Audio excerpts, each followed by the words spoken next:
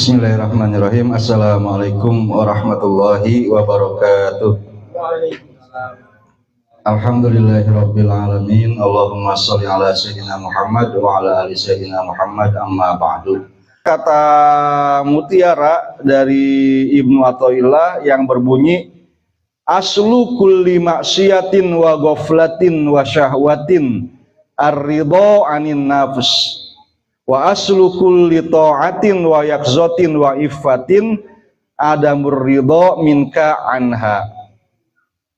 Asal dari setiap maksiat, kelalaian dan syahwat adanya ketundukan kita kepada hawa nafsu kita. Dan asal muasal semua ketaatan kepada Allah, kewaspadaan dan keterjagaan, serta kesucian diri adalah tidak tunduk, tidak menerima dan tidak ridhonya diri kita kepada hawa nafsu kita. Maksiat itu ya sesuatu yang mendatangkan dosa, dan dia adalah sesuatu yang enaknya sekarang, kesusahannya nanti. Nanti itu ya bisa nanti di akhirat, sudah jelas. Tapi bisa juga nanti itu masih di dunia. Senangnya duluan, kayak malas belajar di waktu kecil, masa remaja, nanti dewasa dan tuanya jadi kesusahan. Ketaatan itu mendatangkan pahala, dan pahala adalah sebaliknya tadi. Susahnya sekarang, enaknya nanti. Sama, di surga pasti enak sekali karena ketaatan. Tapi di dunia juga sudah enak sekali. Di sini kata mutiaranya mengatakan semua kemaksiatan. Artinya dosa itu bukan hanya yang terkait dengan ritual kayak sholat, puasa, zakat, haji, zikir, baca Al-Quran, baca sholawat seperti kita tadi. Kalau itu terasa susah, terasa berat, harus menyiapkan waktu gitu. Yaitu tanda-tanda itu nantinya seneng. Itu kan ada di akhirat. Yang senang-senang sekarang gitu kan bisa mengerjakan apa yang disukainya, ngobrol, nonton TV, scroll medsos dan sebagainya. Ya susahnya nanti. Tapi bukan itu saja. Karena maksiat bisa berarti dalam kehidupan, dalam hubungan kita dengan sesama manusia. Di dalam keluarga ada maksiatnya juga. Kita jadi berdosa kepada Allah karena kita melanggar hak sesama manusia. Dalam hal ini adalah misalnya keluarga kita, pasangan hidup kita. Enaknya apa gitu ya? Ya enaknya pulang kerja enggak langsung misalnya bebersih kalau masih ada yang belum bersih di rumah, tapi istirahat dulu, disediain kopi atau teh gitu kan. Tapi kalau misalnya memang ya istri juga bekerja, ya maka kerjaan di rumah juga menjadi bagian kita juga, walaupun suami sudah kerja di luar, istri juga kan kerja. Atau lebih pengertian lagi gitu. Ya walaupun istri itu di rumah, pekerjaan di rumah mah nggak ada cuannya, tapi emangnya di rumah dia gegoleran aja gitu kan. Ya kan banyak yang dikerjakan walaupun tidak ada nilai finansialnya. Maka harus ya pengertian. Boleh jadi juga kalau kita mah di rumah ketemu sama banyak orang, udah banyak ngomong, udah banyak ini mencurahkan emosi dan sebagainya. Seperti itu, ya sudah, di rumah pengen diam. Tapi istri yang di rumah gitu kan sendirian, anaknya juga sekolah gitu kan, semua perasaannya belum ada yang bisa dia omongin. Ada suaminya datang pengen cerita. Gitu. Kitanya ngasih merasa capek. Nah, jangan ada maksiat di situ gitu kan, kita menuruti hawa nafsu. Di masyarakat juga seperti itu dalam politik. Kalau enaknya kita nerima misalnya ada pimpinan yang, wih kayaknya lucu nih, bisa nari-nari, gitu kan. Pak kelihatannya soleh nih, di apa namanya balihonya itu pakai peci, pakai sorban, sudah soleh banget Pak, gitu kan. Udah ya rapi lah, istilahnya ya pakai, bukannya pakai skincare, pakai filter, pakai filternya tuh sehingga penampilan dia udah bagus banget, kayak udah orang baik sekali. Datang pula dia gitu kan ke majelis taklim kita, nyumbang apalah, ini masih ada yang belum rapi misalnya, kita kasih sumbang. Nanti bapak-bapak inget ya, saya nyalonkan diri jadi DPRD atau jadi bupati, jadi wali kota. Tapi kita nggak periksa bagaimana track recordnya dia, gitu kan. Apakah memang dia itu ahlul masjid, ahlul musola yang rajin terus gitu, bukan waktu ada perlunya doang. Bagaimana track record kebijaksanaannya. Kemarin kita lupa gitu kan, ijazah itu benar-benar diperiksa atau enggak gitu ya, sehingga ribut sampai sekarang gitu. Kita terlalu percaya sama Bawaslu, sama apalagi KPU ya. Nah, jadi nih 3 tahun lagi ya kita memang harus ya bersabarlah dengan kondisi seperti ini. Tapi nanti pada waktunya kita punya kesempatan jadi pemilih lagi, atau mungkin ada yang nyalon Pak Marjali Pak. Itu. Maka kita harus menjalankan yang susah tadi itu. Kita periksa track recordnya. Kita jangan mengikuti hawa nafsunya, karena itu mendatangkan kesengsaraan dan penderitaan bagi kita di dunia sebelum di akhirat. Kita kayak orang yang hidupnya aman banget di Indonesia ini, nggak punya musuh. Brunei kita anggap negara kecil banget gitu kan. Singapura ya kecil banget juga.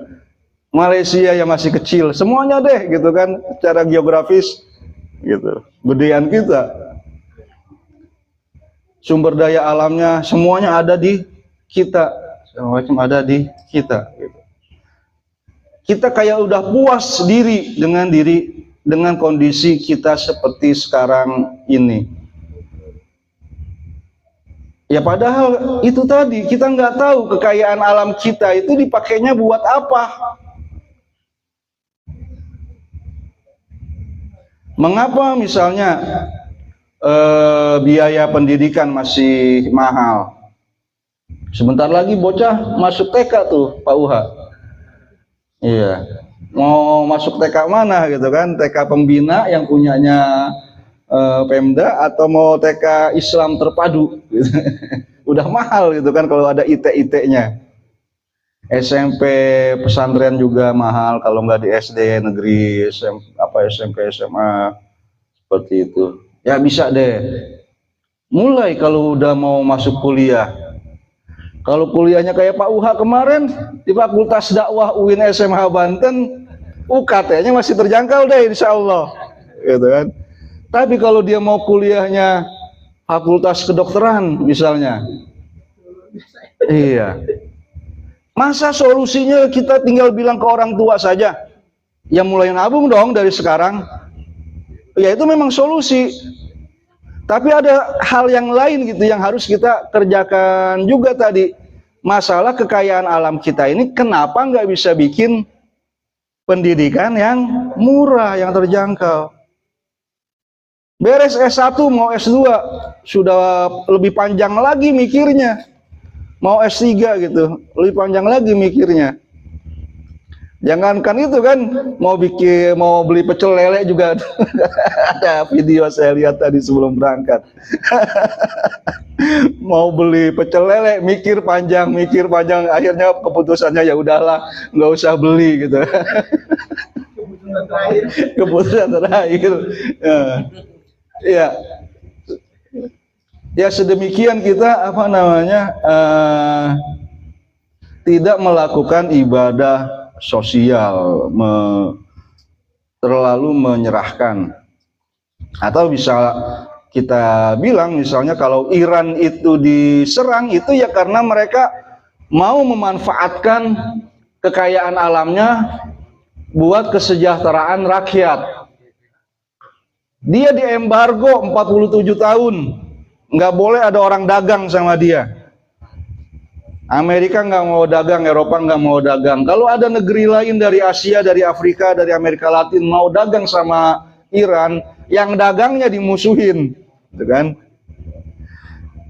Misalnya Indonesia beli minyak ke Iran, Indonesia disanksi, nanti Indonesia Pertamina-nya nggak dibeli sama Amerika, gitu. Takut kan?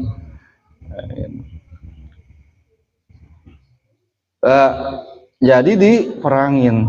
Ya, kalau kita gitu katanya sih, ya nggak dikirim rudal juga kita memang sudah menyerahkan Freeport berpuluh-puluh tahun ke Amerika, gitu kan? Dan tambang-tambang yang lainnya seperti itu.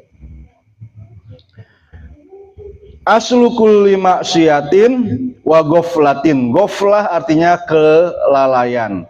Lalai di sini ya bukan berarti ngantuk atau nggak waspada, dalam artian meleng. Meleng kalau bahasa Tangerang mah.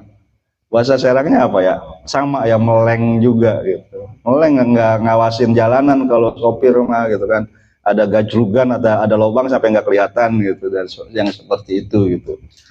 Bukan untuk urusan-urusan yang seperti itu saja, tapi sampai kepada goflah, lalai akan adanya Allah, akan adanya tanggung jawab kita kepada Allah untuk ibadah. Kita sudah janji sama Allah bahwa kita mengaku Dia adalah Tuhan kita. Waktu kita ditanya dulu, kita sama orang tua kita, ayah, ibu, kakek, nenek, dan selanjutnya pernah hidup bareng di satu alam, entah alam apa gitu kan. Dan di sana kita ditanya oleh Allah, alastu birabbikum. Kita semuanya jawab bala. Nanti setelah itu baru kita ditakdirkan oleh Allah untuk lahir ya sesuai dengan kronologinya gitu kan, kakek nenek kita duluan.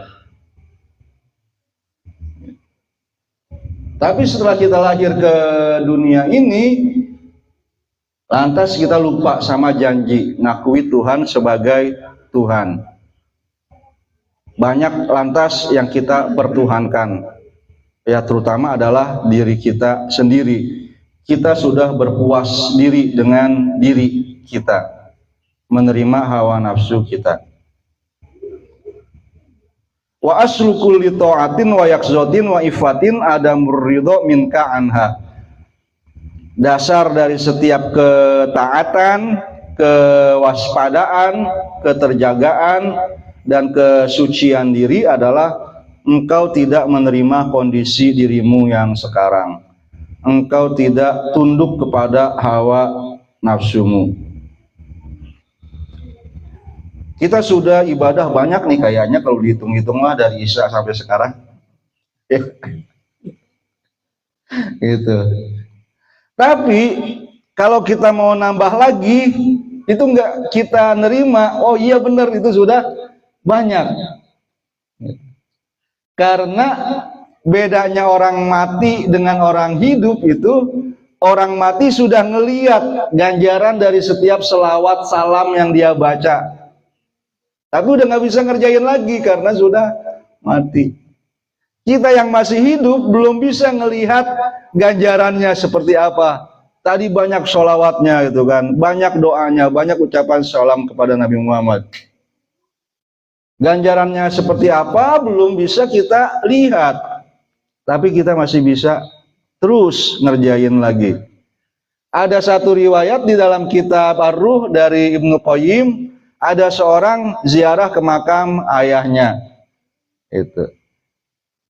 Dia biasanya sholat di situ, kemudian baca zikir, baca Al-Quran. Tapi waktu itu dia rasanya ngantuk. Habis sholat sunnah, baca Qurannya biasanya habis Yasin tuh ditambah lagi Tabarok dan sebagainya. Ini mah habis Yasin langsung kulhu bae, nggak ditambahin. La ilaha illallah biasanya 100, mungkin dia singkat seperti itu. Sampai yang di dalam kuburnya bertanya, kenapa kamu kurangin gitu kan? Kami yang di dalam sini merasa sangat senang gitu kan dengan kiriman doa, gitu kan. Dari situ kami sudah nggak bisa ngerjain lagi. Makanya orang mati pada pengen hidup lagi itu karena ya dia sudah lihat gitu keuntungan dari semua ketaatan yang bisa dia kerjain. Kalau kita nurut kepada hawa nafsu, maka akal kita itu akan merasionalisasi, akan bilang benar apa yang kita pikir. Dalam satu keterangan, manusia itu punya nafsu dan punya akal. Malaikat punya akal, nggak punya nafsu. Binatang punya nafsu, nggak punya akal. Binatang jadi yang paling rendah. Tapi manusia bisa lebih mulia daripada malaikat, gitu kan? Kalau nafsunya dia pakai untuk apa? Kalau nafsunya dikendalikan oleh akalnya, akalnya jadi kerjanya tuh lebih banyak daripada malaikat. Malaikat yang memang akal doang, maka dia sudah pasti taat. Manusia akalnya harus mengendalikan musuh nih, hawa nafsunya. Maka kerjaannya jadi berat. Dan pahala dari Allah itu tergantung kepada ya banyak atau beratnya pekerjaan juga. Tapi bisa manusia menjadi lebih rendah dari binatang. Kalau tadi akalnya yang dikendalikan oleh hawa nafsunya. Pada saat akal dikendalikan oleh hawa nafsu itu, jadi akal yang benerin, gitu kan? Mengapa kita begini, gitu? Mengapa kita menerima? Ya, orang lain juga yang seleting sama saya juga ya masih kayak gini-gini aja. Jadi ngapain kita kerja keras-keras kayak gitu? Ya, adalah 1001 alasan yang kita bikin gitu untuk membenarkan kondisi kita yang lemah.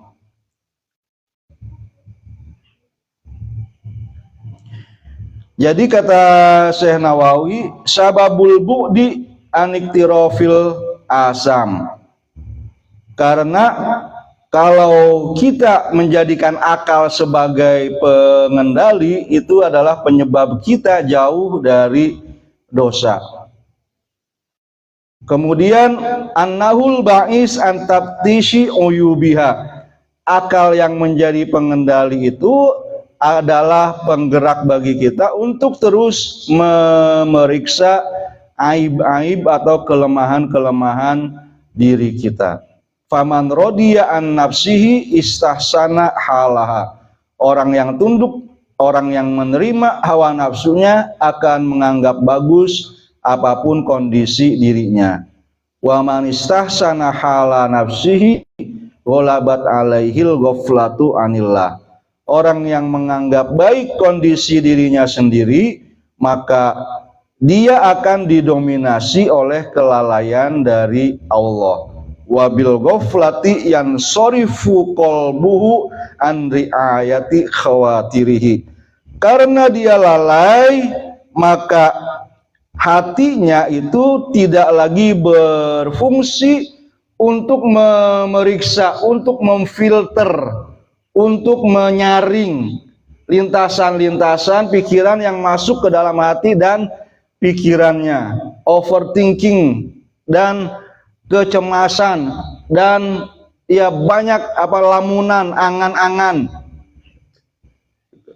karena lalai gitu kan. Jadi lintasan-lintasan pikiran itu akan bebas masuk menyerbu ke dalam hati kita. Fataglibu alaihi hina izin dawa'iyah syahwa. Pada kondisi itu maka penggerak-penggerak untuk syahwat akan menjadi unggul. Ya, ada banyak alasan mengapa misalnya ya kita marah. Itu diantaranya karena hati dan pikiran kita sudah dibisiki oleh macam-macam pikiran seperti itu. Oh, dia nggak menghargai saya. Oh, dia nggak memenuhi hak-hak saya. Dia enggak berjuang untuk ya bekerja keras untuk supaya hak-hak saya ini terpenuhi dan sebagainya. Waman golabathu syahwatuhu waqa'a fil ma'asi. Orang yang dikalahkan oleh syahwatnya akan terjatuh ke dalam maksiat. Wa man lam yardu an nafsihi lam yastasin halaha fakana muntabihan lil awarid. Sedangkan orang yang tidak ridho, tidak menerima kondisi dirinya atau tidak menerima hawa nafsunya, maka dia tidak akan memandang baik kondisi dirinya. Tapi ya ini dalam pengertian tidak menerima kondisi dirinya itu bukan berarti ada pengertian yang negatif gitu ya. Tidak menerima kondisi diri itu juga misalnya kita menyalahkan kondisi kita yang buruk sekarang karena alasan misalnya ya diri kita nih ada excuse-nya, ada alasannya, ada dalihnya. Kita nggak menerima ya misalnya kemampuan intelektualitas kita, kemampuan fisik kita, support system yang di samping kita, keluarga, saudara dan sebagainya seperti ini. Masyarakat yang di sekitar kita juga, sehingga masih banyak terus seandainya, sekiranya, oh kalau saja dulu maka saya sekarang begini, oh seandainya dulu saya begitu pasti saya sekarang bakal begini gitu. Ya itu juga artinya dia tidak menerima kondisi diri. Tapi kalau pengertiannya seperti itu justru buruk. Ya kita harus berdamai, gitu. Harus menerima kondisi diri kita kalau dalam pengertiannya begitu. Kemudian yang terakhir, salah satu penyebab ifah atau tidak ifahnya seseorang, ifah itu artinya kesucian diri ya, benar-benar terhindar dari dosa, yaitu orang yang mujtanib likulli manahahullahu anhu, orang yang menjauhi segala yang dilarang oleh Allah, muhafiz ala jami'i ma amarahullahu bihi, dan menjaga semua yang diperintahkan oleh Allah. Dan ifah itu ya bagian dari ketakwaan, bagian dari ketaatan kepada Allah Subhanahu wa ta'ala. Ya terakhir misalnya di perang Iran, Israel, Amerika sekarang ini, salah satu dampaknya misalnya orang bisa melihat oh ternyata bangsa Iran yang dulu itu misalnya ributnya ya dijauhkan, diopinikan sebagai penganut Syiah itu sesat misalnya, ya banyak orang sekarang kritis, terbuka, lihat beberapa video misalnya yang sampai ke media sosialnya, oh ini ternyata bagian dari ketaatan kepada Allah juga gitu, bahwa perbedaan bahkan beda dalam akidah ya sama saja dengan beda dalam masalah fikih, dalam masalah syariat, bahwa pada akhirnya mereka tetap Islam karena dasar misalnya untuk pendapat-pendapat akidah selain pendapat-pendapat fikih mereka yang berbeda juga itu sumbernya kepada Al-Quran dan Sunnah.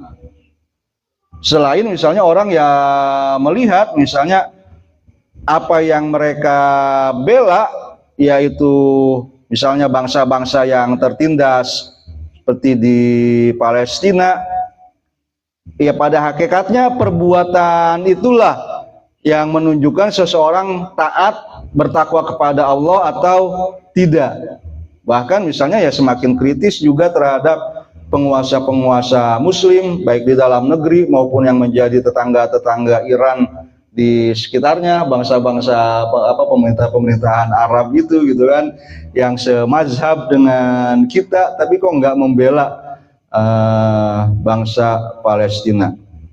Ini yang saya sampaikan pada kesempatan malam hari ini. Saya persilahkan mungkin Pak Marjali, Pak siapa? Pak Divit atau Bapak, kok kayaknya baru malam ini ketemu. Pak siapa namanya? Pak Ayi. Bapak namanya siapa? Pak Adam, Pak Rahmat, Pak Uha, dan ibu-ibu, teteh-teteh. Kalau ada tanggapan, ada pertanyaan, ada pikiran apa gitu kan dari yang saya tahu, apa sampaikan tadi, silahkan dibagikan juga ke publik.